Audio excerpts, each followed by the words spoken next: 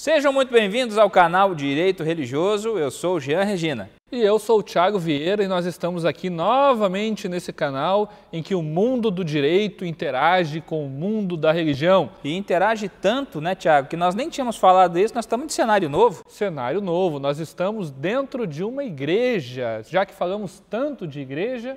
Exatamente, estamos aqui na Capela da Comunidade Evangélica Luterana Concórdia de Porto Alegre.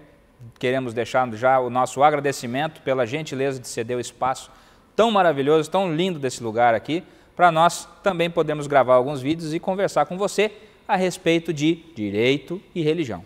E já que nós estamos falando dentro de uma igreja, será que essa igreja, como tantas outras, precisam de CNPJ? O CNPJ, ele é obrigatório, Jean? Então, se você quer saber esta e outras situações, se liga aí, vamos rodar a vinheta e vamos para o vídeo.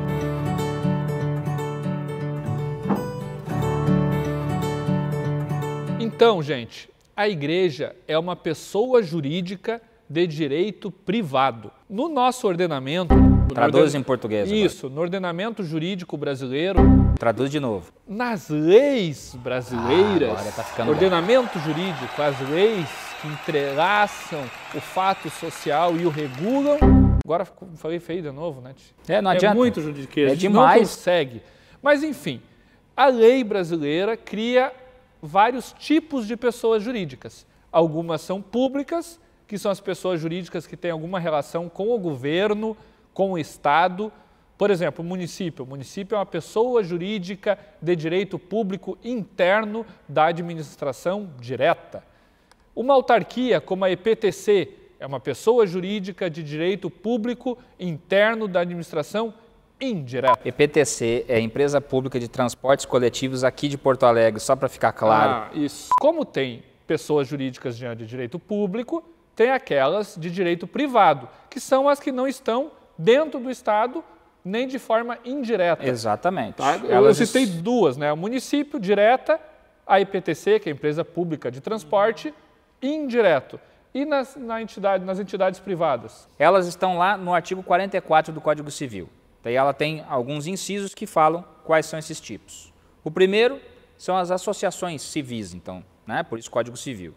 O segundo, as sociedades. Associação civil é aquela associação de moradores de bairro, por exemplo. É quando pessoas se juntam para uma finalidade não econômica para que elas possam fazer ações de cultura, de saúde e de assistência social, filantropia. Né?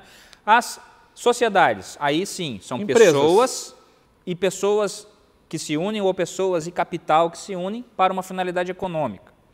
As fundações, quando a gente coloca um valor financeiro, afeta esse valor financeiro para que ele desenvolva uma atividade não econômica, normalmente de natureza também filantrópica, educacional, de cultura, de saúde.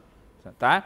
Depois, as organizações religiosas, que são as igrejas, que são todas aquelas entidades que vivem a espiritualidade de maneira organizada, seja de qualquer tradição espiritual que seja, como lá na Constituição está explicitado templos de qualquer culto, porque isso também abarca as que não estão protegidas por um CNPJ.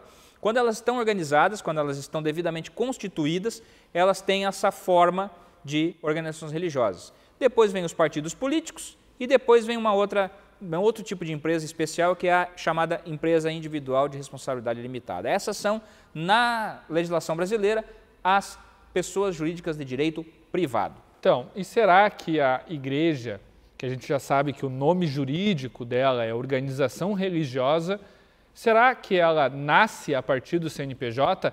Essa é a resposta, então, que nós estamos procurando aqui nesse vídeo. Eu vou dizer para você que o nascimento da igreja não acontece com o Cadastro Nacional das Pessoas Jurídicas. O que significa CNPJ? Exatamente isso que eu falei. O Cadastro Nacional das Pessoas Jurídicas, que é feito lá na Receita Federal do Brasil. Todas essas pessoas jurídicas que o Jean falou, elas devem estar cadastradas na Receita Federal. É como o CPF da pessoa, o CNPJ da pessoa jurídica, da pessoa jurídica. E a igreja, então, ela precisa estar cadastrada? O que eu posso dizer para você sim, ela precisa estar cadastrada. Mas o documento mais importante da igreja, o nascimento da igreja, não se dá com o CNPJ, Jean. Como é que a igreja nasce? A igreja nasce a partir do momento em que os seus fiéis se reconhecem como uma comunidade de fé, como uma igreja. Aí que nasce a igreja também no mundo comunitário, né? No mundo social. Agora, o que vai acontecer? Que quando eu faço a organização desta igreja e a partir do registro dos seus estatutos num cartório, né? Eu vou lá no cartório do registro de pessoas jurídicas e registro o estatuto social, a constituição eclesiástica daquela igreja, aí eu tenho também um reconhecimento do Estado para com aquela comunidade de fé. É mais ou menos assim. Eu sou pai. A Sofia tem 2 anos e 2 meses. Quando ela nasceu, eu acompanhei, dei o primeiro banho nela, aquela coisa toda, e desci. Dentro do hospital tinha um cartório. E lá, então, eu fiz a certidão de nascimento da Sofia. Mas digamos que eu estivesse lá no interior de Mato Leitão e quem fizesse o parto da Sofia fosse uma parteira. Bom, de repente eu ia demorar uns 4 meses para chegar num cartório para fazer a certidão de nascimento. A Sofia não existia durante esses 4 meses? Isso se fosse lá uns 50, 60, 70 anos atrás, né, pessoal? Meu pai foi assim, tá? Meu pai nasceu em 6 de outubro e só foi registrado em 12 de dezembro. E nesse período ele não era gente? Claro que era, ele tinha nascido. Então a igreja nasce quando o grupo de fiéis se reúne com o ânimo de ser igreja. E ela é reconhecida perante o Estado através do seu estatuto social, que é uma espécie de certidão de nascimento, Exatamente. Que geralmente anda junto. Exatamente. Né? A pessoa vai lá, funda a igreja e registra o estatuto, mas não é obrigatório, pode demorar um pouquinho. Pode demorar um pouquinho, mas para que ela possa proteger-se, possa usufruir de todos os benefícios que uma organização, que uma entidade organizada pode usufruir, ela vai sim se organizar e ela vai constituir-se. E a primeira coisa é registrar esse estatuto. Exato. Aí. E a segunda coisa, então, é fazer o quê? É buscar o seu cadastro como contribuinte, o seu cadastro também perante a Receita Federal do Brasil, que é o... E como é que faz isso? Famigerado CNPJ. Tem um tal de DBE... Isso, então tem uma declaração... Precisa de um ferreiro, né? Não, tem uma declaração que normalmente se extrai junto com a saída do protocolo lá do registro do Estatuto, que vai ser protocolada na Receita Federal. Normalmente esse é um trabalho que os contadores fazem, né? E aí se faz um trâmite burocrático para que se consiga o CNPJ perante a Receita Federal. Esse DBE, que é o documento básico de entrada, é assinado pelo contador, pelo presidente da igreja, e com esse documento, o contador mais o estatuto registrado, mais a ata de fundação da igreja, dá entrada, então, na Receita Federal do Brasil, e logo em seguida vem o cadastro. E é importante que esse cadastro lá na Receita também seja como organização religiosa. Nós já vimos vários comprovantes de inscrição cadastral na Receita, de igreja como associação, de igreja como clube, de igreja como qualquer coisa, menos igreja. É organização religiosa. Então já fica uma dica aí. Dá uma olhada no CNPJ da sua igreja e verifica se lá no CNPJ, no cartão CNPJ, a atividade que está inscrita lá está como organização religiosa ou se não está como associação civil. É fácil, você vai no Google e coloca assim, comprovante de inscrição cadastral Receita Federal do Brasil. Vai direto vai colocar para nós lá depois os links. O link vai estar aí embaixo. Tá? Exatamente. Mas, Jean, e congregação? Precisa de CNPJ? Bom, então não saiu uma instrução nova aí, ó, dizendo que precisa, que não precisa? Vamos direcionar. Vamos primeiro fazer a necessária... digressão. Olha aí, tá aparecendo... difícil de novo, cara. O quê? Tá falando difícil de novo. Toda hora ele tá falando difícil. Vocês não acham que tá falando difícil demais, não? Digressão. É bonito, né? Quando eu crescer, eu vou falar bonito assim. É que eu sou terrivelmente cristão. Tá feito. Se você não viu ainda, dá uma olhada no vídeo lá dos Terrivelmente Evangélicos. Bom, nós estamos falando tudo isso aqui sobre o nascimento da igreja, de uma igreja independente, de uma igreja sede, vamos dizer assim, certo? Essa igreja cresce, essa igreja começa a estabelecer pontos de pregação, começa a estabelecer grupos caseiros, esses grupos também vão se fortalecendo e devagarinho essas pequenas células vão se desenvolvendo em novas congregações. mas elas ainda são trabalhos incipientes, trabalhos que estão começando ou trabalhos que ainda estão muito frágeis para serem uma nova igreja. E aí fica a pergunta, esses pontos de pregação, que muitas vezes já passam da casa das pessoas e começa a alugar salão, começa a ter, às vezes, até templo construído, isso dentro de algumas tradições é muito normal de você ver, as igrejas sede, as congregações que vão se formando em bairros ou em distritos e tal, e que vão construindo o seu templo, esses aí precisam do CNPJ ou não precisam? Né? Essa foi a pergunta que o Tiago fez. Até junho de 2016, nunca no Brasil uma congregação, um ponto de trabalho precisou ter CNPJ. Até junho de 2016. Só que saiu uma instrução normativa aí, nova. Qual é o número dela? 1634 de 2016. 1634, e esta instrução normativa obrigou a qualquer ponto de trabalho que fosse, tivesse CNPJ.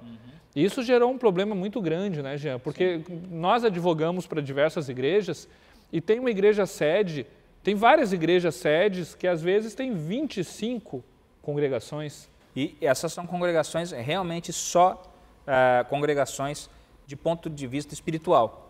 Não existe ali nenhuma atividade administrativa. O pessoal que é evangélico sabe o que a gente está falando, mas se você não é evangélico e está vendo o nosso vídeo, é o seguinte, gente, muitas vezes a igreja envia um missionário lá no meio da vila e essa pessoa vai uma vez por semana, vai ter que ter CNPJ? Para o cara ir lá, um missionário ir lá uma vez por semana para pregar o evangelho. Pela Receita Federal, até pouco tempo atrás, precisava ter. Inclusive, era passível de a igreja sede ser autuada por conta disso. Esse ponto de trabalho é fechado e a gente vê a liberdade religiosa sendo violentada. Por isso que a gente sempre fala que a liberdade religiosa, como ela é um direito imaterial, que é um direito que a gente não pega, não apalpa, a gente precisa cuidar dele muito mais, ele é muito delicado. Né? E essas situações que fazem na vida prática a gente entender um pouco mais disso. Pense na situação, tá? Um missionário está lá na Baixada Fluminense, lá em cima do morro, pregando para 20 pessoas. Daqui a pouco chega um fiscal da Receita e diz assim, tu aí, tem CNPJ?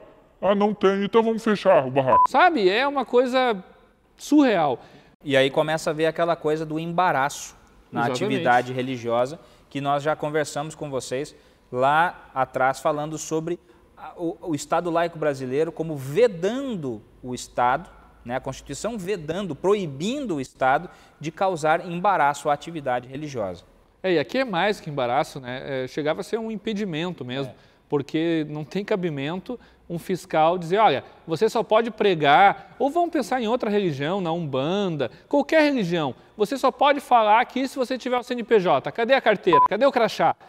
Realmente acontece cada coisa, né? Mas tem luz no fim do túnel? O governo Bolsonaro implementou uma medida fantástica, mais uma vez, o pessoal vai achar que a gente é bolsominion. Mas o que eu vou fazer? O Bolsonaro está implementando coisas fantásticas. Nós temos que... O que é bom tem que falar, né? É verdade. Depois, assim, sobre os outros problemas, quando eles têm a ver com direito e religião... A gente vai falar também. A gente fala também. Como eles não têm problema a ver com direito e religião, este canal não é um canal de política, é um canal de direito e religião. Exatamente. Então a gente não fala. Muito bem. Então, o Bolsonaro editou uma nova instrução normativa. Na verdade, a Receita Federal...